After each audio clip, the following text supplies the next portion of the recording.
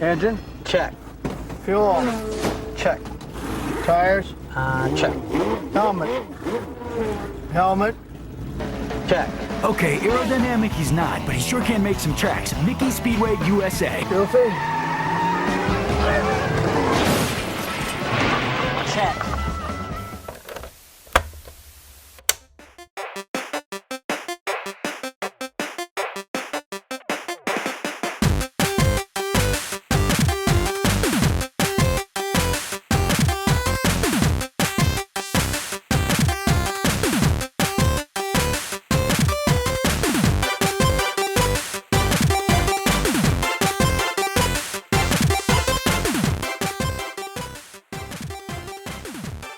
Welcome back to the show, everyone. If you have been waiting for the next new episode of Remember 64, we're back. Or at least I'm back. Jiggy Lookback has been here for quite some time, working away on YouTube. If you're listening to this episode will be releasing in early 2025. We're recording this as 2024 winds down. It has been 6 months since Jiggy Lookback and myself have sat down.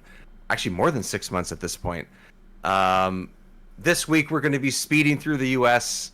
and your podcast feed. We are back, everybody. Jiggy Lookback, hello. How are you? I'm great.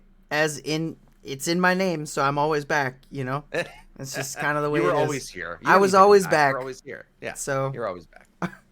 I'm here. It's good to have you. It's good to hear your voice. Good to see your smiling face. I know. Like, it's... if anyone doesn't know, the reason why there was such a long hiatus was my wife and I had a kid in June. We welcomed our first child to the world, and it's been fantastic. It's been great. It's been very busy. Obviously, I needed to take some time to sort of make all that happen and get the family going, so to speak. And then work gets in the way, life gets in the way, and it's just a matter of sort of trying to find the days, the times to not just record but play these games as well. You know, that's something too. We're not just trying to half-ass our way through this stuff. We want to play these games. We want to analyze them. We want to talk to you and talk to each other about them. So I'm happy to be back, and 2025 is going to be kicking off sort of a new, I don't know if you want to call it era or something like that, but we are going to be going through a bunch of games, the good, the bad, the ugly, and everything in between, as I've said before.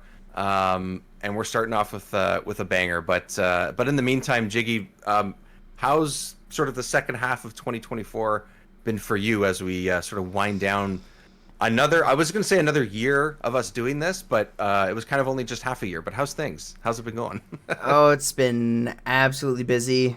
Things are kind of stacking up exponentially. I just passed 10,000 subscribers on my own YouTube, so that was a milestone for this. But yeah, I've been really missing our chats on Remember 64, and I am not alone. I have had multiple people reach out and ask more, like, you know, people listen to the podcast, they know you were going to be on hiatus, like you said this, and yet they're still like, is it done? Is it gone? Are you good? Like, I'm like, it's fine. He's coming back. I was like, give him some time. I will say I definitely thought I was going to be back sooner.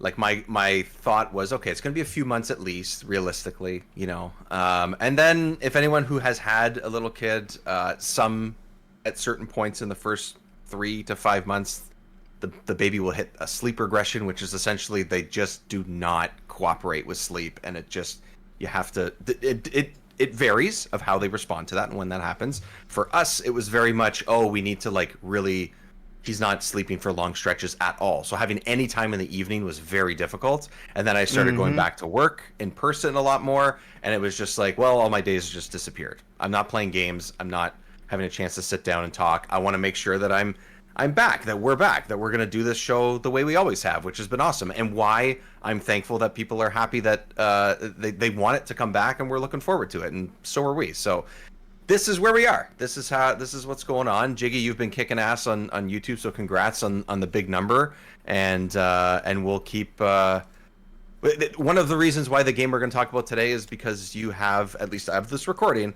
have recently just gone through it, and it was one that we've been talking about for a while. We are talking about, I want to get like the full name, because I always called this like Mickey's USA or something like that. That's what I always called it. So Mickey's Speedway USA from 2000 on the N64, a late addition to the console, which I didn't realize until I started playing this again, and a rare title, a rare LTD, if you want to say, title. That's right. Yeah. So we're going to go through a bunch of rare games. We have already. We've done GoldenEye, and I will say, I'm going to tease, Banjo-Kazooie is coming up, everyone. If anyone's going to be talking about Banjo-Kazooie, someone with Jiggy in their name is going to be that's right. a part of that. So it's been a long time coming for that. That's definitely one that we want to spend lots of time with and sort of get it right, so to speak. So 2025 is the year for Banjo-Kazooie, so watch out for that. But okay, so let's start with this. Jiggy, what was and has been your experience with this game? Do you have a little bit of a history with it? Let's start from there. Yeah, so my history with this game, I would say it actually starts with the prequel that is the Game Boy Color game. Okay. Is it the one of the same title? Is that like the there is one of the same title. That's Yeah. not a prequel. That's just the same game, just on Game Boy Color, which I have played that too. But the one before it was Mickey's Racing Adventure. That's the one I have. That's Dude, the one I grew up with too. I have that game. Yeah. Is actually really fun. And I love this weird thing they did on Game Boy. They're just like, oh well, we need to make a racer. Let's make it an RPG. Oh, we need to make Mario Golf. Let's make it an RPG. Like they did that so often with Game Boy Color games, but it was Mario Golf awesome. and Mario Tennis are essentially RPGs with sports attached to them, and I would say that I think I've said it on this show before, and especially in the Mario Golf episode. That Mario Golf Game Boy Color game is one of my favorite games of all time. I think it is perfect. Yes. Perfect. So Mickey's Racing Adventure RPG. It's great. Yeah. It's got a little hub world. You're walking around. You can visit all your little friends in their houses and stuff. You upgrade your vehicles. You can check your really mail. Cool. You can check your mail. Pluto's around there somewhere. So you can dig holes and stuff. It's so random. I after playing a decent amount of the game we're talking about here for N64, I still have the cartridge. I'm not sure if you do, and I do. put it in my GBA works. My Game Boy Color doesn't anymore, so I played in my GBA, which is just behind me if anyone can see the video version. There it is. Yeah. Oh, also see-through kart. Like that's cool. That's great. Got all those Game Boy Color carts. Love it. And then I was reminded. I don't know what it is. It's been so long since I played it. And I don't know if you have any experience with old like NES racers at all, but the first thing with the perspective, because it's sort of like a top-down sort of mini thing. It's like Pro-Am and Micro Machines. I used to play the shit out of Micro Machines at a friend's place on the NES because he had it, and it was super fun. And on the NES, that was like a crazy cool, idea for a racer, which I still think is very cool. I think they should. I mean, the Hot Wheels games, the recent Hot Wheels games are kind of similar to that, but that's what it reminded me of, just with, the Disney and Mickey flavor on it. Yeah. Oh, yeah. I mean, Rare basically took the Pro-Am formula and just skinned it with Mickey and then made it sort of into this. It's a hodgepodge of a few different things. Yeah. On Game Boy, at least, which is pretty cool. I really enjoyed that one. I played that one quite a bit growing up. There we go.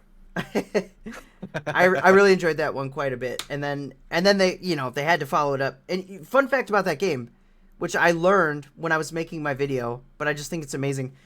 David Weiss did the soundtrack for Mickey's Racing Adventure on Game Boy. Oh, I didn't know that. Oh. Yeah, super cool. Well, that's great. He did not do the soundtrack on Mickey Speedway USA, which I'd have to look up.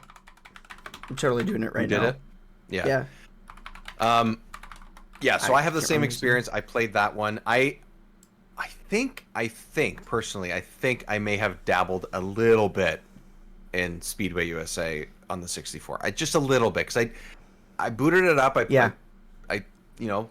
turned on my 64 for the first 6 months and played it, and I was like, oh yeah, this theme song, or like the setting, like in the bedroom sort of like thing in the menu and stuff, this kind of feels familiar. I played one of the tracks. I was like, okay, this kind of feels familiar. And I think I played this a little bit. It may have been a rental or at a friend's place, but I didn't have a ton of experience with it. So I'm kind of coming in, I would say, mostly new to this. Okay. Yeah, I did play this one growing up. I had it Okay. I do not know when I acquired it, but I had it, and I remember having it, and I had to reacquire it for my collection. But it's one I played to a certain point. I believe I got all the like gold trophies in the like base races, and then I could not get farther than the 4th Grand Prix that opens up after you do that, because it's pretty hard. And you know, I was a little kid. Like it starts off relatively easy, ramps up pretty quick, and then it just gets to a point where you have to know what you're doing or you're gonna fail. And it's really cool. Ben Cullum, by the way, did the soundtrack for this game, and it is phenomenal. I'm sure we will talk about it as we go, but it is great. Yeah, it's catchy. Yeah, we'll play some audio in a little bit, purposely, instead of me playing it by accident like I just did a minute ago. So, guys, it's been a while. What can I say? Yeah, no, this is actually a really great game to kind of like come back as like the first sort of return episode, I think, because kart races are classic, you know, on Nintendo consoles especially. You know, we both love Diddy Kong Racing. That is it's my favorite kart racer. I really don't think that anything can beat it. I haven't played a lot of really recent ones, but as far as the era of the 90s to mid 2000s, it's the one. Yep. I have played a lot of kart racers, and Diddy Kong Racing is still the best. Don't even bother with Garfield Kart unless you want a really buggy, funny time with friends. I think I'll put a little small caveat on it being the best, is that I think it's like no competition that it's the best single player, which I know we've discussed on 100%. One of your videos. No question that it is. Multiplayer, the argument could be that maybe like Double Dash, which I know is later, but Double Dash is a fantastic game. Like Mario Kart Double Dash, I think is amazing. Has a lot of ideas that I think they should go back to, but anyways, just there's an argument there. I think the reason why fair. I say that, the reason why I say that this is a good one is because kart races you don't have to take so seriously. You know, you can jump in, play some races, jump back. We can take a couple weeks to kind of, you know, get our feet wet back. At least for me, get my feet wet and playing 64 again and stuff. I did play some while I was with my son and stuff in the last 6 months. I played all the way through Banjo-Kazooie on my Steam Deck, because that's the only thing I was able to play in the last 6 months. Epic. Is sort of on the go. I played it from start to finish and got like 95% of the collectibles in it and stuff. Like I went ham on it. It was great. Which, if you listen to the previous episode on your feed, I have a little story about that of what that was like. So go back one mini episode from this, and you can listen to that if you haven't already.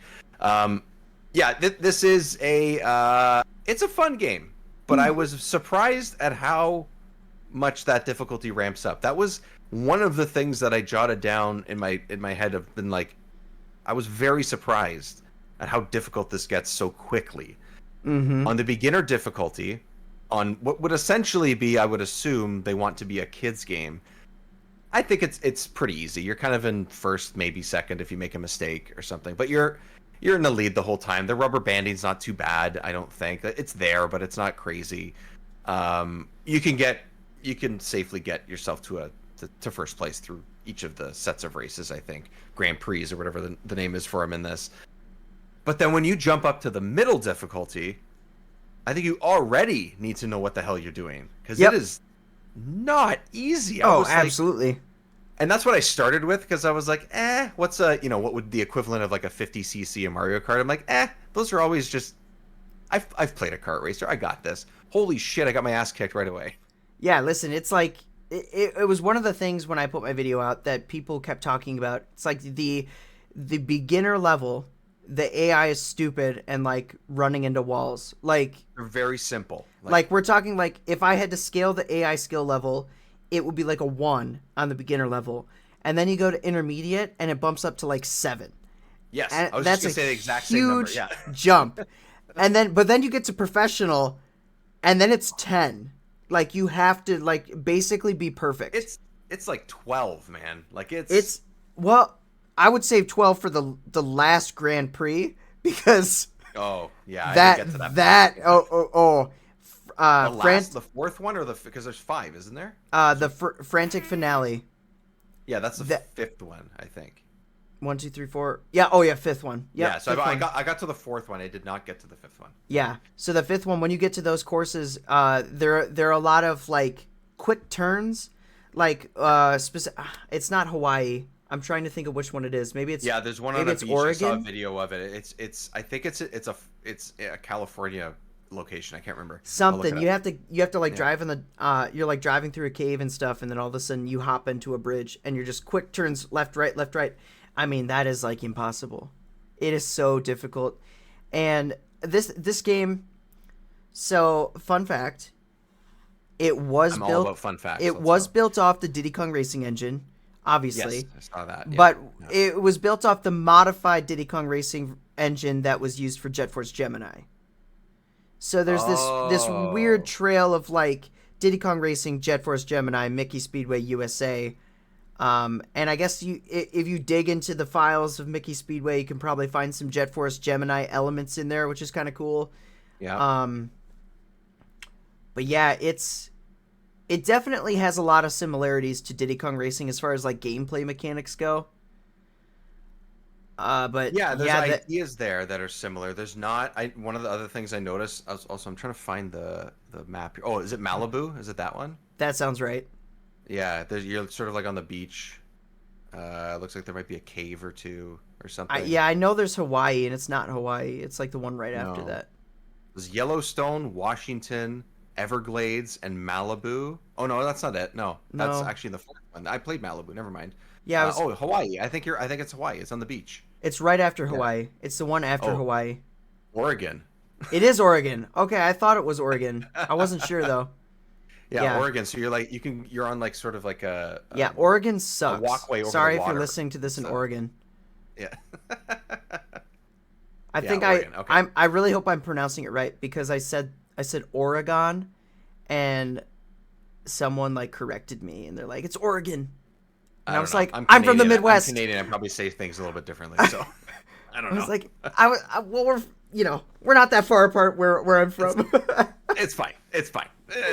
It's fine. Yeah. Sorry. The maps though, like the races themselves. Now that it just cued into me when I looked at the thing. They're and the similarities to Diddy Kong Racing and stuff is that I think these ones, the racers might feel kind of the same. I don't know. Let's start with that. Let's start with the characters. Let's start there because I think the roster is pretty small to start with, and I was a little bit disappointed with that. But I guess there's some unlockables you can get, Yeah, Huey and Louie and stuff, and it's just there's not a lot of variety in the type of like statistics, I guess you want to call it, like the abilities that each racer has. Like yeah. I don't know. Did you notice a huge difference? Did you flip between racers? It doesn't feel as strong as it does with Diddy Kong Racing, but it feels similar to the differences in like Mario Kart 64, I think. Whereas you have Pete and Goofy, which are heavy, and then you have like Daisy and Minnie, which do the acceleration quickly and handling, yeah. and then Mickey and Donald are just kind of all arounders, the Mario and Luigi's, if you will. But I did notice that at least starting out and doing all the normal Grand Prix, I felt like Pete and Goofy had the advantage, just because I used Goofy because I just like the character. I was like, oh, I'm just gonna use Yeah. Goofy, and I felt like it was because they got the top speed, right? That's their Yeah, thing. Is they're exactly. heavy, but they have top speed, which is the Bowser, the Donkey Kong, is it Donkey Kong Jr. that they call him in the first Mario Kart? Is that what they name him? I can't remember Yeah, exactly. yep. But those guys. Yeah, I think heavy characters with a high top speed have an advantage, especially in the first 3 Grand Prix, because a lot of these stages are very open. Yes. They're like I'm looking at the footage you're playing right now, and like this is Chicago. We're going underwater under the sewers, which is it's a really cool vibe. It's a really cool level. This is actually one of my favorite levels. I agree. I like this one a lot. Yeah. And it's really cool because there's secret paths, but we can talk about that a little bit later. But it doesn't have a lot of hazards. It's very wide and open, and when you're hitting boosts and stuff, as long as you can hit those boosts and like navigate your turns, you know where to turn, having a higher top speed gives you a huge edge over other characters. Yeah, I agree. Like you said, especially when it's the more open. I mean, the further along you go with the races, the more sort of turns there are and whatever. Like, it does get more complicated, but I don't know that I felt like I was at a huge disadvantage. I think I ended up going with Daisy a little bit eventually, just because I was like, I'm just gonna pick someone else. And usually in Diddy Kong Racing, I pick the ones like I think who's got the acceleration in that? I think Pipsy. Pipsy and Pipsy, maybe Tip Top. Yeah, Tip Top, because he's usually my go-to. So I was like, okay, that's what I'm used to. So I went with that, and it felt fine. I feel like I did okay either way when I got to those higher difficulties. I think it was more my skill than it was or lack thereof than it was the actual racer that was the problem. So well, that's the thing. You can get to a point in these races, especially as you get to the higher difficulties like professional, you can get to the point where you're just flying through the track, which is actually amazing. I made a comparison in my video about how I like this game as a kart racer in the same way I like Smash Bros. Melee as a fighter, because there is a skill ceiling. There's a certain point where you have to just understand the mechanics and like frame perfect things. When you hit things perfectly, when you're hitting all these boosts, you're navigating all these turns as fast as possible, you are flying fast. Like, and you got all the coins to make you go faster. It just gets really, really fast, which makes me feel like this game would have such a huge competitive draw. Oh, interesting. But it's very unfortunate that it is so overlooked. And I mean, people that knew about this, if you don't believe me, go look at the comments in my last video. But people don't realize that this was made by Rare. That's the first thing. No, I before we started talking about it sometime last year, I had no idea. Yeah. I knew of the game, and because the Game Boy one, really, for the most part. Yeah. I had no idea. I never paid attention to that as a kid, so like it was never on my radar until I got older. So yeah. Yeah, people they don't know it's made by Rare. I guess Rare, for whatever reason, didn't promote this game really, like not even on their website. I'm not sure what that's about. Some licensing thing. I would say this is similar to. I mean, it's different because it says Mario, but like Mario Paint or Mario Paint. Paper Mario is also a game from 2000. I'm pretty sure, right? So we played that about a year ago. Check out that episode. Incredible game, just amazing game.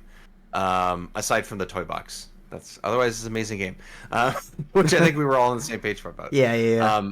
But I think in 2000, like the 64 was going out. It was on its way out, right? Yeah. So if you don't have Mario's face on the front or someone in Mario's party, Mario Party, it's unfortunate because it's not like this is a nothing game. It's not like it's just some throwaway sort of.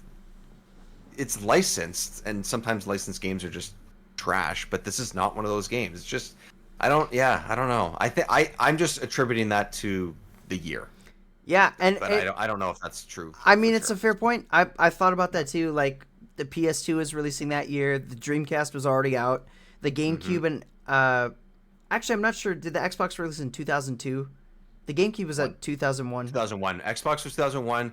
GameCube was, I think, probably still being called Project Dolphin at the time, would be my guess. But it was like around the corner. Like it was. They were talking about it. Yeah, like so the hype for next gen consoles was real, and I know this. This is no 3D platformer either, coming from Rare, which I always wondered if they made a Mickey 3D platformer at this time, it would have been the best Mickey platformer ever, because it would have been off the heels of Banjo-Tooie. It would have been Rare Mickey Mouse. It would have been awesome. I don't know why they went in the kart racer direction. I'm not mad about it. I like that this game exists. I actually think it's a pretty cool kart racer. They did release one on PS1 as well. Not made by Rare. I don't know who made it. It's oh goodness gracious, I can't think of what it's called. But it's got Chip and Dale on the cover, I believe. Mickey Speedway PS. Is it called Mickey Speedway? No, it's not Mickey Speedway. Oh. It's like Disney Magical Racing Adventure or something. Some more generic sounding thing than that. Yeah. Walt Disney's World Quest Magical Racing Tour. That Like sounds right. really, it rolls off the tongue. Yeah. Really, it's just a fantastic title. You Crystal know, Dynamics made it. Oh, that's right. wow, nice. And They're great. Yeah. looking at the title, like just to pull back a little bit here, Yeah. I always call it Mickey Speedway. Yeah. I never call it unless I have to specifically specify to someone Mickey's Yeah. Speedway USA. Yeah. And the USA part of it. That's the part I don't like. The only reason why I would have liked it if it was Mickey Speedway USA and then they followed it up and they did like Mickey Speedway Asia, or like some like they did Australia, like they did some like Right. different stuff. Like that would be super cool if they started doing different countries. This just occurred to me. So first of all, the reason why that is, if anyone doesn't know, is because every track is based off of a quote unquote real location. So you mentioned Chicago before. We talked about Yep. Oregon and Malibu. There's New York. There's whatever. There's like 24 tracks or something, which is not a small amount. So there's a decent amount as you unlock more. It just occurred to me, maybe if this game came out earlier, or if they made like an actual sequel, they were going for the Cruisin' World, Cruisin' USA thing. Mickey Speedway USA, Mickey Speedway World. Like, I wonder if that's what they were thinking of as to why they did that. Because those games are largely the same, I would say, in my opinion at least. They feel largely... They're arcade games, just ported to consoles, right? You're just in different locations with different vehicles. That's mostly the difference. This could have been the same if they made another one. I wouldn't be surprised if they just called it World or International or, like you said, name a continent. Yeah. You know, Mickey Speedway South America or something would be kind of cool. You'd go through all these areas in Brazil and Peru and like that'd be awesome. Which is what you do in Cruisin' World, is you go through those types of places. But this would have like the Disney spin on it. So yeah, maybe. And that's one thing that's also kind of weird. The Disney spin, like, really isn't there for a lot of tracks. No, it's They're- really just like a cartoon look on Yeah. what they say is a real SWAT. Like, They go for almost realism when I mean, as far as realism goes on an N64 in the year 2000. with a kart racer. With a and kart Mickey racer. driving around. Yeah, But for the most part, nothing about these tracks is Disney. Nothing about these tracks is rare, really. I mean, they don't look bad by any means. Like, don't get me wrong. I'm not like saying they're bad looking. They don't have a lot of finesse to them. They don't have a lot Yeah. of style. And there is exceptions though. Like New York. New York has a Statue of Liberty Mickey and yes, a bunch yes. of, like, if you look in the background, you'll see a bunch of statues of different Disney characters. I actually just noticed that the Indianapolis track has Yeah. a blimp in the background that has the Disney logo on it, which is kind of Okay. cool. Okay. But there's not a whole lot of that. You'd No, think there would be like more. even then, I think I noticed the Statue of Liberty one because I don't know. I feel like That one's pretty that's- obvious. pretty obvious, Yeah. and I think I've probably seen that in other cartoons and stuff. So like, it's almost like something that I've recognized before or seen before. But yeah, there's not a lot. Like, where's the other one? Oh, the Philadelphia one, which is like you're sort of on like the docks and stuff, and Mm-hmm. yeah, there's opportunities. Like, why don't you just like put a character sort of by, you know, every once in a while that pops up and does something silly, or it doesn't Yeah. have to interfere in the race, but like you Have can have ideas have here. Like, Chippendale fishing or something in the background. something, yeah. Like it's really just the core characters that are the racers, and then I don't know which, if it's Huey or Louie or Dewey or whatever that's doing the countdown for the beginning of the race. That's it. I think it's Louis. That's all. Yeah, I don't remember the colors. The color Green. difference. I don't remember. I get them mixed up every single time. Yeah, I used to know. But I think Dewey's blue. no, think. wait. No, I think Dewey's red. I think Should we Huey's look it up, blue. or should we just keep guessing? I think we should just give stuff for people to talk about. Be 'Cause like, what the what hell do else are they you gonna think talk on the podcast? Which one What? is Huey? Don't look it up. Huey What is blue? your first guess? Louis is green and Dewey is red. That's my guess. Okay. I let's think we see agree on here. Louis being green. Yeah, for some reason that sounds right. Yeah. Everything I look up is like the old comic where they don't have any colors.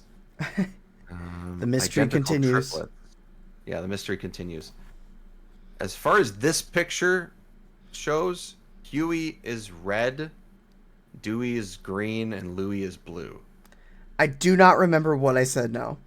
I think we said Louis was green, but anyways, not critical, but also basically the point is they could have maybe Disneyed this up a little bit more, and maybe these are licensed properties. Maybe they weren't able to. There could be some sort of small reasons why that kind of stuff happened. Who knows, right? But I think that largely it just feels like a racer, and it's not that.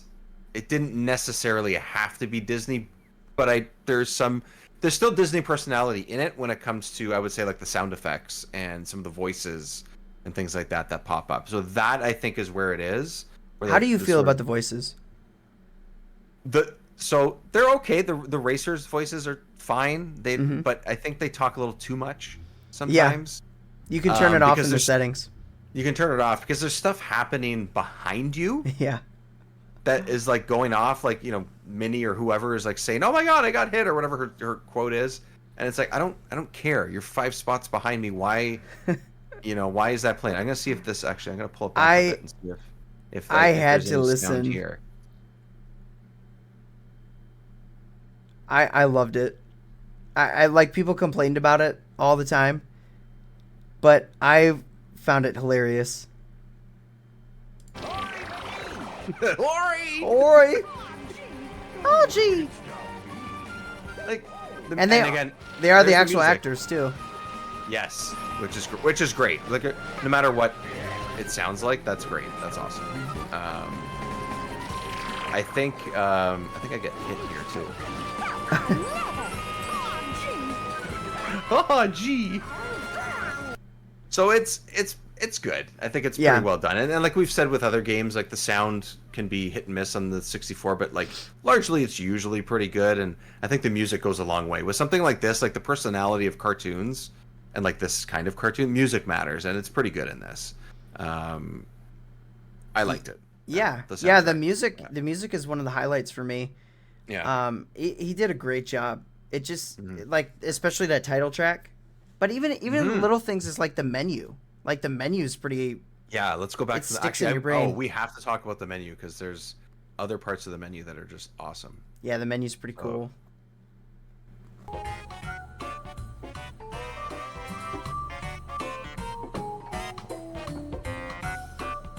These are the kind of menus I love. If anyone's not watching it, what this is a sort of pan back and forth of like a bedroom that has a Nintendo 64 plugged in with a yellow controller, I will say. It's a yellow controller. Plugged into an old school sort of TV that looks like it's from like the 50s or something. A very like Disney Mickey style kind of thing. Mm-hmm. And it just sort of like pans around, the room, and you have like pictures of the Disney characters and whatever. And you can just, honestly, you can sit here forever and just watch it and listen to this music. Yep, and as you like navigate the menu, you have to press A. You have to select your character before you can actually get to the other parts of the room that let you select things in the menu. Yeah, which is a little weird. I thought that it's a little weird. I wish you could just like pan left and right with the joystick. Well, I don't understand why you're not picking your character like after you pick your race. That's what was weird to me. Because you have to like feels a little backwards. The back, like it should be that should be after you pick your race, but I don't know. Maybe that's. Although I guess the other kart racers don't do that. It just feels weird because of the way the menu is set up. Yeah. Because you start with this shot of the room, like we just said, and then you like exit that, and you see characters on the road, and then you go back to the room. So it kind of feels disjointed in that way. Yep. Yeah. Because then after you pick your racer, you go back to the bedroom and another part, and all the races and stuff are. On like toy blocks, like wooden kids' toy blocks that are stacked on top of each other. I loved that. I thought that was a nice little touch. I thought that was cool. Yeah, it is cool. And then whenever you select a race, you go to like a pegboard, like a bulletin board kind of thing with the different tracks laid out. And then if you go to like multiplayer, you go to like there's a little I'm trying to think if that's practice mode or if that's multiplayer. I think it's I don't know. multiplayer. Takes you to the little race car track with the little toy cars. Oh yeah, I think so. Yeah, I think that was multiplayer. Yeah. Yeah. I just selected. I never actually played it, so. Yeah, and then there's a computer for like the options and stuff and cheat Yes. codes, which you actually unlock cheat codes as you go, which is I like pretty when cool. games do that. I like when games do that. Yeah, it they makes don't, it- They don't have to hide it behind a manual or whatever. Yeah, right? and you don't have to enter a specific code. It feels like Mm-hmm. it feels like you unlocked it rather than you're cheesing the game, which Yes, which that's- I like that. Right. It's another way of having unlockables when that wasn't always a thing at that time. Like it was about entering a cheat code. That's usually how that stuff works. Yeah. That's a big difference. Yeah. A lot of the cheat codes are like cosmetic stuff too, to like items, like Mm-hmm. changing the way things look, which is pretty cool. Yeah. And the game has some cool. Here's a Mount Rushmore of Disney heads. That was pretty neat. I don't think I noticed that before. When But you're not worried about the track, you just look at the stuff around. yeah, you're just looking at the background, like it's great. Yeah. Yeah. So it's and I would say like the style of it too, like the characters, like you said, it's based on a version of the Diddy Kong Racing engine. I think that the other racers, when they're not right beside you, it kind of looks like the sort of flat pre-rendered stuff that is in Mario Kart 64 a little bit more than it is in Diddy Kong. So I don't know if that's a difference.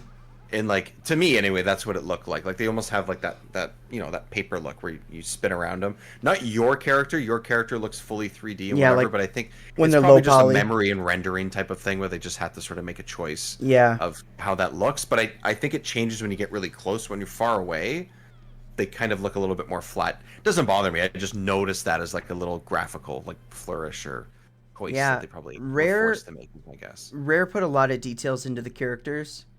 Mm-hmm. If you look play, great. yeah, they do. You were just playing as Daisy, and Daisy, you can see the individual feathers on the back of her head, which is pretty cool. Yep. If you play as Goofy, his ears flop in the air, which is super cool. One of the first things I noticed, I was like, wow, that's a great little detail. I learned after the fact that this followed Disney's like strict rules about Mickey and Minnie Mouse. Their ears are always supposed to be like recognizable as a silhouette, and so they're always supposed to be like flat. They have to be even. So whatever angle that Mickey and Minnie are in this game, their ears are noticeably like the same. Yeah. So it Rare like paid attention to that, which is really cool because not all games. It was do probably that. a requirement, but it's like like you said, silhouette is how to do it. So if you ever see that, the iconic Mickey Mouse silhouette shape, it has to be the even ears on either side. If you look when they turn their heads, it's like their ears, like one goes up and the other goes down, rather than like physically turning the ear, so you don't see the front of the ear ever. You always see behind the ears, basically. Mm-hmm. Yeah. So there's little touches and stuff. I want to talk about the items, because this is a kart racer. Mm-hmm. It's a kart racer, so there's items, right? There's always something to either screw you over or screw your opponents over. And then I think included in that can be like, you talked about it a little bit, but like the environment, sort of like boosts and things like that. I want to mention the boost stuff first because I don't think there's very many of them, and I was a little disappointed in that. To me, it felt like there wasn't that many. I don't know if that mattered to you or if you even agree with me. Some stages, some tracks, I can see that because it's like you get these big, large. Actually, the one you're on right now kind of has a few. Has a few. There's only a few. It just it feels, especially on the lower difficulties, it just feels like the boosts are few and far between. So you're moving kind of painstakingly slow, and the items don't really help balance that out so much. I feel like, I don't know what the percentage is for like getting specific items, but I feel like the ones that give you boosts of speed, or like there's a bubble that you go into that gives you like a turbo, like it just maxes out your stats and everything. It's essentially the star. It's essentially the star. Yeah. It's very hard to get that. I got it like a couple times. That's it. Yeah, Like, it's and like I don't even even know if what it was. even if you're at the even if you're in last place, like it's hard to get even then. Like it So will that's not show up for you if you're in like above third place. so that's a big difference with this. Like I mentioned, I think a little while ago that like the rubber banding is here, but it, until you're the later difficulties, it doesn't feel as egregious as it does, especially in Mario Kart 64. Like it's terrible in that. You're always, no matter what speed, no matter what difficulty you're playing at, if you're in first, that second place guy's up your ass no matter what you do. Like it just happens. You're gonna have like a couple seconds of breathing room. This, as you get to the harder difficulties, I think just all the racers are pretty good, so it doesn't feel like it's always just one guy or one character right behind you the entire time, or you're always trying to beat one character. That's actually one thing that I notice is on the medium and higher difficulty, it's not always you and one other racer that are getting all the points, essentially. Sometimes if you come in second and, let's say Mickey wins the first race, you come in second. If you win the next one, Mickey could come in fourth in the next one. Yeah, right. And I think that's interesting. I think that makes things feel more balanced, and you're not always just looking for one sort of enemy racer. I like that was the case, and I think that's part of the balancing of just how they programmed it and stuff, and the lack of the rubber banding and things like that. So I thought that was a really good choice. And you know what else they do? Yeah. They offer retries. You can have 2 retries per Grand Prix, which is actually very helpful if you're stuck, because inevitably it's one particular track that you will struggle with. Like it'll just be one. Like you'll be fine on all the rest. For me, in professional difficulty, playing on New York track, which is what's being played on right now, I was Pete. There was a point I just could not win, and I played the track perfectly. I mean, I hit every single boost, every single turn as quick as I could. I was getting decent items. I just could not win. Yeah, and I retried several times. It just was not happening. I think I maxed out at like 4th place, and I had won every other race, so I still was like, I don't remember if I got first or second, but I ended up having to switch characters and do whichever one I unlocked, whichever one of the triplets I unlocked. Whatever color, I don't know. I think it's the blue one. I can't remember, but I know that Louis is actually considered to be the best racer in the game because his stats. Is he? Okay, I missed that. Yeah, okay. His stats are the green one. If that is Louis, I'm pretty sure that's Louis. I'm confused. I wasn't as confused going into this. Now I'm like so confused. Keep going. I'm gonna let this go. I'm not gonna correct you. Or check at all. I believe Louis is the best racer in the game. His stats are fairly high. You know what? I think I actually have the stats over here. Because he is.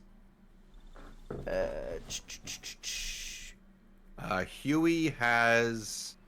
Yes. So Huey's red, Louis is green, and Dewey is blue. So I think we were wrong. Yeah. So Louis is the best possible racer, or regarded as the best possible racer. He has 2 out of 5 in weight, so he's not actually super heavy. He's on the lighter side, but he's not light. He still has a little weight to him. Mm-hmm. His handling is maxed out, which is very important when it comes to the later races. That helps you so much. His acceleration is nearly maxed out. It's missing 1 dot at the top, so that's very fast acceleration, and his top speed is average. So he basically has like the highest stats without being just average and everything, right? So I and he's the is he the first unlock or second unlock that you get? He's the unlock. You have to get 3. You have to get first in 3 cups on amateur and intermediate, which is not crazy difficult to get. Like it's not easy, but it's not crazy difficult to get. It's not like he's, impossible. So those are the first 2 difficulties. Of the races. So that's that's manageable and stuff. So you don't have to like play this thing for dozens of hours just to get them. So that helps. The other thing too is I want to go back to the items for a minute too. Is that you mentioned that, and this is kind of how we bounced off it. I think is like the rubber banding stuff. Is that like the items don't even respond that way, which is interesting, right? Like there is like this percentage of each item. I very often got the baseball, and the sludge thing, which is like the banana, essentially. Listen, I was very in my video. I was very reserved when I talked about how much I hate the.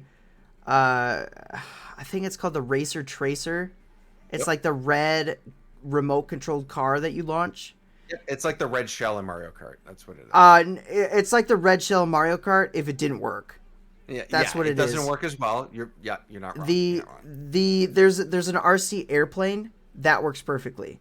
That is what I consider the red shell, because that's great. And functionally, it's the same. The only difference is the RC plane one flies, and it homes in on the opponent, but it will actually make turns.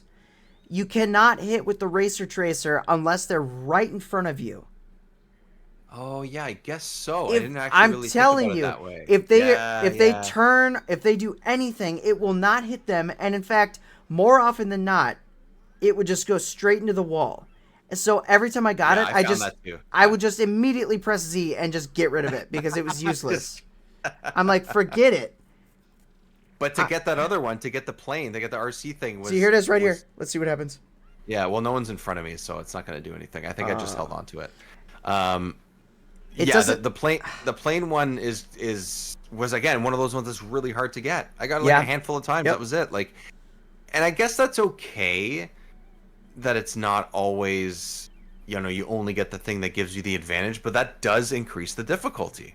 Like that makes it harder. If you are on the middle or God forbid the hardest difficulty, the professional one, and you don't get the item you need, that's it. You're done. Like if you've done a lap, I found if you've done a lap and you don't get the item you need to help you get back, or the computer doesn't screw up in some way, you're done. Like you gotta start over. Races aren't super long like most kart racers, so a couple minutes is all it is. But like you use those retries, like you said, you got to use those retries. Otherwise, you're kind of screwed. And the thing that kind of stinks about the items, and it's there's only 2 items. Unless I'm wrong about that number count, but I'm pretty sure there's only 2 items that you can use forwards and backwards. Like you can. Yeah, that's the baseball. Yeah, the baseball and the goo, slime or the paint. And the slime. Yeah, I think that's it. Yeah. Because you can throw it. You can throw the paint forward, or you can just drop it like an oil slick right behind you. Yeah. And the baseball is the same. You can launch it forward like a green shell, or you can like just drop it immediately behind you. It doesn't move. It just stays there, and it's sort of like a little trap you set. Yep. I did like that. I like that. That's cool. I feel like if the Racer Tracer could do backwards, it would have been useful. Oh, for sure, because the guy would be up your butt, and you're just like, oh, I'm gonna get the guy behind me. That would be great. It would be that would be so useful if it did that. I did like with the baseball. There's a little bit of like a spin on the shell sort of idea. Is that when you it's called, what's it called, baseball chucker, by the way? Yeah, baseball chucker. That sounds right. Yeah, and like there's a voice every time you pick it up. Baseball chucker. Like I like that. I thought that was kind of fun. I like that. The thing is about that one is if you throw it, no one's in front of you, or you don't hit someone, it bounces off the wall a couple times, and it stops at a certain point, and just sits on the track wherever it loses momentum. I thought that was kind of cool. Like you don't plan on where that's gonna go, but that also means like, oh, that could be yours. Could hurt you. That you're gonna dodge later, right? So I thought that was kind of interesting. It's a very small idea, but I do think that at least it added a little bit of a different personality compared to, if you're comparing this to Mario Kart, for example. So that was interesting. But for the most part, I don't think there's enough items, and I don't think they're that great. I think it's one of the weaker parts of this game for sure. They're not horrible, but they're not good. They're just not okay. that exciting. Like they're just not that cool. I don't know what the limitation, like why there's such a limitation on them and all that, but they're not. They're not. It doesn't have the variety. Oh, there is the Thunderclap one too, which is also really hard to get. I honestly, I think I got that once. That one's also really hard to get. In a few hours of playing, I don't even know exactly how long I played it, but going through 2 difficulties completely, I think I may have gotten it once. Yeah. That's crazy. With like some retries and stuff in there too. It was not nothing. Like I played this enough. Now that we're like sitting here chatting about it, I'm just thinking to myself, like, I don't think it's that there weren't enough items. I think it's you don't get the variety of items that you should Yeah, maybe as that's you're what it doing the is. race, because you really get 3. the baseball chucker, the slime, and the racer tracer over and over and over and over and over. Yeah. And then occasionally you get something else, the Magnum Flyer, that's the name of it. And then the The boost. oh yeah, I forgot about the boost. There is Yeah, a boost. again, something that is Yeah. that is like the mushroom in Mario Kart. I'm gonna keep comparing to Mario Kart, but like the It's mushroom fair to compare it to Mario is Kart. so rare to get. Why? Yeah, it's like we're talking if I had to list these into percentages, it's like racer tracer probably like Baseball, I would say. 40% chance. I would say the Yeah. baseball chucker like 30% Very- chance. I would say the Yeah. slime, let's see, what are we at? We're at 70. The slime's probably 25%, and then the rest of the items are in that little window there for Yeah, the rest of the that's it. percentage. Yeah. That's what it feels like. It's crazy. That doesn't make any sense to me. Like, I don't know. It's just how they did it. They took a different approach with the items as far as like when you get them and how you get them. And Yeah. like I said, I do think that makes this more difficult than it needs to be on the higher difficulties. I think that would have made a bit of a difference. Yeah, and it's interesting they went the Mario Kart route with like individual items as opposed to Diddy Kong Racing, because that's one of the things I loved about Diddy Kong Racing was that yeah, you we could both love that. Yeah. you could plan out your items and have strategy to it. Whereas this it's just the random, it's a party racer versus Yeah. competitive. That's how I see Diddy Kong Racing as competitive. Yeah, I mean, but It's just- it's again, great. I think that's very much like the single player thing too. It's Yeah. like you're in this experience, you're in this the story. Which, by the way, there's a story to this. We'll get to that in just a second. Just reminded me that there is a story to this game. That like the sort of like world of Diddy Kong Racing is you're the racer. You're going through these races for reasons. Like all those things add to the whole choice that you were just talking about and being able to have like strategy.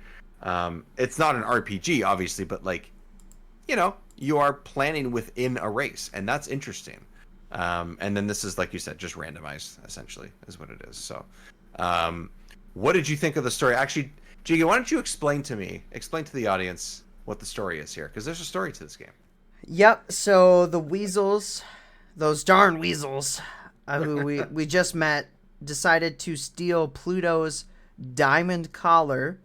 Mm-hmm. And so in an effort to steal Pluto's diamond collar, they stole Pluto. Because, the collar doesn't just come off the dog. It doesn't come off. It doesn't come off. Also, it's fake. Spoiler. Mickey, yeah, spoiler. Mickey literally is so terrible to his dog that he glued the collar to his neck. Yep, that's it. It's a combo deal. You have to have both. So the weasels leave a note saying that they did this, and How nice of them. yeah, and for some reason they require us to be professional racers to I'm not even joking. It's not even the like we have to go across the country and chase him across the country and he calls his friends for help. Because that is what happens at first. But if you go and you start beating races, the professor literally says, the weasels require you to be professional racers. Yeah. I don't. It's okay. It's fine. Sure. Like this part right here, Mickey says, "Hey everybody, he's calling him up on his blue phone. Hey everybody, the weasels took Pluto. Meet me at Ludwig's shop. We have to get race cars to go after him." Okay, I'm with you so far, Mickey. Yeah, I get it. That's awful. Wait for me. Oh, and Pete's just Pete. there. And Goofy gets his own giant screen like thing. Ugh, it's so funny. Keep in mind, very similar plot to the Mickey's Racing Adventure, except last time it was Right. Pete and his goons stealing all of Mickey's stuff. Mickey stuff. Yeah, that's right. And then that's pretty much it. Like, why do they need you to race in the closed race against your friends that are supposed to be helping you? Right, your friends are supposed to be helping you, but you're all just trying to like They're beat each very other. enthusiastic that they want to help you too. And yet, very the enthusiastic. second you start, you are racing against them. And they all yell at you like every time something happens. They're just Yeah, shocked. like we were They're saying like, with the sound effects. Donald. Well, you were supposed to be helping. Yeah. I should be yelling at you, God damn it! Oh man, it is. Yeah, it is great. The only It makes person who's absolutely no actually helpful is the professor because he just soups up our vehicles. Oh Gives yeah, us, and then gives us. there's 4 or 5 collectibles that you have to like car parts that will. Oh, I love that part. That's Yeah. one of my favorite things because that reminds me of Diddy Kong Racing. Yes. Collecting the keys and it makes you want to explore the tracks. Mm-hmm. So I believe, which I did not pick up on this at first, but I believe the areas on the map, when you're looking at the map and it shows you like the next race, the areas that have the little weasel icon on them are actually the areas that have the hidden part. What's that? Yeah, Oh, so shit. Indianapolis Oh right there yeah, has look, a hidden there's part. there's a little weasel there. Oh, I was trying to figure it. I didn't want to look it up. I looked up what they were at first, and I was like, oh, okay. Yeah. There's various. I looked up the last one. I can't remember which one it was. I couldn't find one of them, and I was like, okay, I'll look it up. But I didn't actually really know that. I knew there was collectibles, Yep. but I didn't. Oh, okay, interesting. Okay. Yeah, so you get that, and I think that's how you unlock Frantic Finale. You get all the Yes. hidden parts, and then it unlocks the last Grand Prix, Yeah. and that's the one that's super hard, and you're super fast. I unlocked it and I never played it. Like I got to Yeah. the effort of doing it, and I never played it because I just ran out of time or whatever. So. I mean, it's not an easy game to beat. Honestly, like, the more time I spent with this game, though, the more I was liking it, which usually I get sick of games. Like, I'll be playing it for a while and then I'll get sick of it. But this one, I was finding myself enjoying it more and more as I kept going. I just kept getting better at the mechanics, getting a little bit faster, paying attention to my times. It was fun unlocking characters because unlocking Huey, Dewey, Louie, and the Professor, those are all the unlockable characters. There's 4, but I feel like they give you a steady pace at unlocking them that you don't feel like you have to do something to unlock them, and it feels special and significant every time you do. Yeah, and they feel different enough. It's not like, oh, you're just getting the skin. Right. You know, like Right. like you said, they do all have their own stats and stuff, which, by the way, other games we're comparing this to in the same gen is Mario Kart 64 and Diddy Kong Racing. You do not see the stats of those racers. Exactly. It's just about feel. Like when I was younger, I think I talked about this with Diddy Kong Racing. Me and you have. I had no idea there were stats on any of the racers. I kind of knew, like I had a feeling like, oh, this guy's heavier, but other than that, I never noticed that the acceleration was in nothing, right? The slow guys you can understand because you're like, oh, he starts slow. That's simple for any kid to kind of understand. But for me, that was it. It's as far as it went. With this, it's right in front of you. You pick your character, it has all the stats right in front of you, and you notice the difference pretty much right away, I would say. Oh yeah, it's much easier to pick up on when you know exactly what you're trying to like feel for. Yeah. Because I know Mario Kart 64, that one, I did notice it in Diddy Kong Racing because I think the difference in handling as like Crunch versus like say Pipsy is very obvious. Yeah. Oh my god, he is so frustrating to play with, by the way. But like Mario Kart, I don't think I really noticed handling as much as I did like acceleration. Acceleration, and because Donkey Kong's really slow. Yeah, and I just really felt like, oh, Toad's the best because he just went the fastest. But yeah, this one, I think having the stats laid out adds another element because then you know what you're looking for. Because it's not even a one size fits all. Like it's not like someone as Pete is always going to win against someone as Mickey. It depends. No, I don't think it depends on the it doesn't skill feel that and way. how you because Mickey will have an advantage over Pete, like turning corners, whereas Pete will have it if it's a straight stretch, going faster if you hit the boosts and stuff. Yeah. So then it's based on your skill, how good you can turn, familiarity with the tracks. Yeah. It pays off because there's like you mentioned earlier, there's some shortcuts. Like this one's the Grand Canyon one. There's a particular shortcut in this one that I just found, I stumbled upon, and I used it a couple times. You have to really navigate them well to really take advantage of them, which clearly in this shot that we're watching here, I did not hit the wall 4 times. You know what? But the shortcuts in all the different tracks are amazing to look for, though. That's part of the fun. It's cool. It's good. It's a very classic idea for games. I like that. I like the idea that they're there. Often it helps with to add variety too. Whether you know it's there or not, you have it, right? And it can help you with the higher difficulties and stuff, I think. So I I overall, I think the game's pretty good. Do I absolutely love it? No, but I had fun. I don't know, I Yeah. had fun. This is one of those, if you find it somewhere, it's actually probably going to be pretty cheap. And it's totally worth a pickup. I have mixed experiences with Mickey games, mostly because I got the Mickey's Magical Mirror on GameCube at a video game store not long ago, like maybe last year, and I did a review on it. I actually was expecting it to be really cool because it looks so cool from the cover and stuff, and I thought it was going to be I was looking for epic Mickey like platformer again. Right. And that's what it looked like on the back, and then it ended up being a point and click and a very mediocre one at that. Yeah, if it's not a great point and click, it's not good. Dude, they really sell you on that one because they're like, Yeah. Shigeru Miyamoto also had a hand in that game design, and it had like a Luigi's Mansion vibe. Oh, Like shit. very similar animations and stuff. Really? Yep, and then And it ended so- up being a really mediocre point and click. And That sucks. it has its charm, but it's not that great. But this game is great. I'm going to go as far as to say it's great. It's just, if you want a fun kart racer and you have a 64 and you find this game, it's totally worth it. You will have hours of fun. And it's one of those, if you get good and you have your friends and you all get good, it could be really competitive, and I like that. Yes.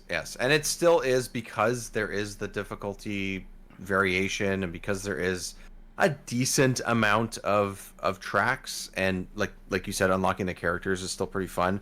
Playing it single player like I did was still good. Like, I still enjoyed it. I don't personally, it's not a great game for me based on probably just my lack of skill with it. So I was like, oh, this is, whatever. But that's part of the reason why I would say. But I don't disagree that it is definitely worth playing, and definitely something that, if you're in the mood for a kart racer, one you haven't played and one that will probably surprise you at least a little bit, I think this should be on the list from this generation for sure. And it's a cool piece of history with Rare, because it's how often did Rare make Disney games?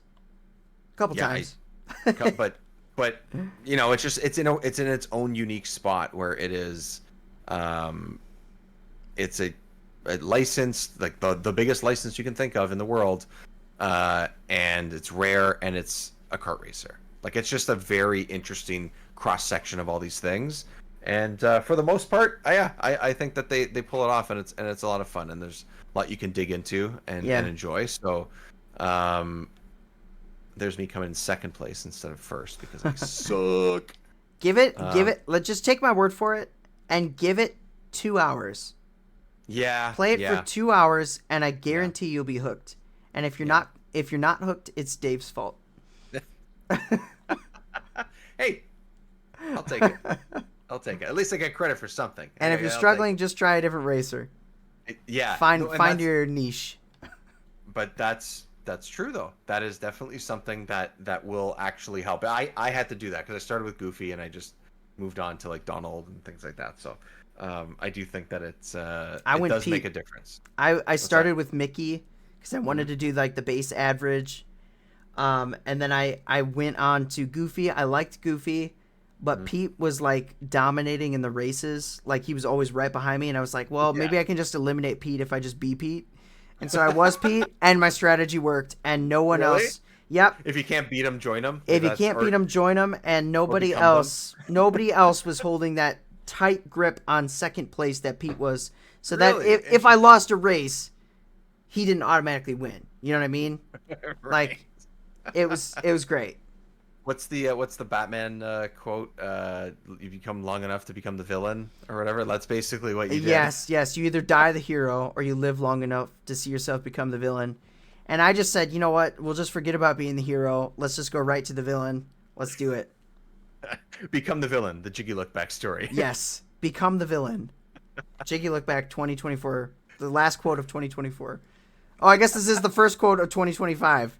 Hey, we're sitting in 24 right now. It's fine. We're close. Good. We're close to the end already. We're very close to the end in a lot of ways. Yeah. In a lot of different ways right now. In a lot of ways. Life. Anyway, speaking of life, speaking of 24 and 25, Jiggy, exciting year coming up. Great year behind you, which is awesome. Congrats again. We don't need to sort of spoil sort of plans that are coming up and stuff, but I assume letting everybody know that plans are in the works for another exciting year for 2025. Oh yeah, absolutely. Got a lot of cool projects. So many projects, so little time. That's where I'm at. I have so many ideas and I want to do them all, but it's a pick and choose thing. I've actually started asking on my YouTube like community posts. I'm just like, okay, so out of these, what do you like? Because I have so many things I want to do. Though. But that's okay because it gives you a lane to go in for that time, and then you can go back to the other ones if you want to after, right? Like I have to say, the end specifically of 2024 has been a banger of good games too, which sunk a good chunk of my time. Like somehow I found a way to do YouTube videos, live streaming, and play new games. And it was just wild. But I'm telling you, October, Zelda Echoes of Wisdom, great game. Shadow Generations, that was a great game. Dragon Ball Sparking Zero, I was actually playing before we started this podcast, which I was like, give me 5 minutes because I'm doing online matches. It's pretty fun. And there was one more in there I totally forgot. But it's been a solid end of the year. Yeah, it's like all at the end of the year though. Oh, Astrobots. But I have to play Astrobot, man. I've honestly 95% of the time in the last 6 months been on my Steam Deck because it's just been I picked one up. I bought one that was on sale. It was an OLED one. I'm really really happy with it. But like the PlayStation, the Xbox, my PC, like it's just anything that hasn't been on Steam, I just haven't really played that much this year. At least in the second half of the year. So, but. Yeah, and fitting games like this in, I think, is always great. Like now I can play some of these on my Steam Deck if I have to. I would prefer to sit and play with the 64 controller in my hand, but if I have to, at least I have the option. And you can also follow my progress when I do play on Steam Deck on retro achievements, which Jiggy, you have to get on. You have to get on that. Although, yeah, I do. Although you can't match it up with like EverDriver for doing that or the physical like actual cartridge. So, but if you are emulating. It's cool. Gotcha. It puts achievements on retro games. If you're emulating, I do love that. That's pretty cool. On RetroArch and stuff like that. So it's been fun. I did that as in the last 6 months as well. I got that account going. That's fun. As far as this show goes, this is the first of 2025. I want to say again, like thank you for people for just dealing with my life getting in the way and stuff. It's all good stuff. Like we have a family, we have a child now. It's amazing. But I was always thinking about the show. When am I going to come back? What am I going to do? I hope Jiggy still loves me, things like that, like the stuff that kept me up at night. And I want to do it proper. So, if there's any suggestions people have, if they want to suggest games as well or formats of the show and stuff, I'm happy to sort of take those ideas and we can, we'll talk about them and sort of implement what we can or what we feel works best. I'm happy to sort of pivot and stuff. There's been a bit of a break here. Why not, try something different every once in a while? And that's just exciting to do. And it's just exciting to be back. So great game to start with. We're going to get into some heavy hitters probably in the first half of the year for 2025 as well. Yes, I said Banjo-Kazooie. It will be here this year, I promise. Hopefully sooner rather than later. It will be here. I'm so freaking excited to talk about it. And then we have the sequel that we have to get to eventually as well. So remember 64 show across the board on social media, everywhere but Twitter at this point. So just so if anyone's looking for me, not there anymore. And other than that, tell your friends that we're back if they don't know. Get the word out there that the show is back and in full force.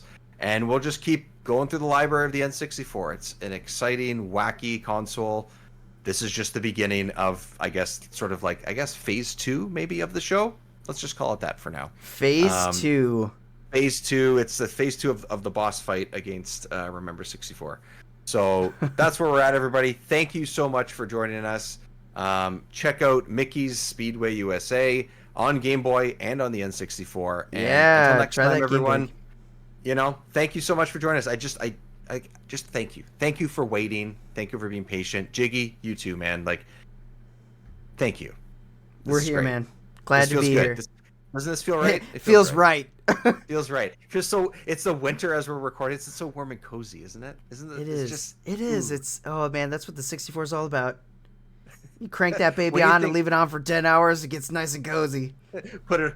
You just snuggle with it under, in bed, and just sort of childhood. Ooh. Oh God, I feel so old and tired right now that it feels good to feel like it's childhood again. So, anyways, thanks everyone. We'll see you next time. Remember 64. That's it. Okay, Ciao. bye. Goodbye.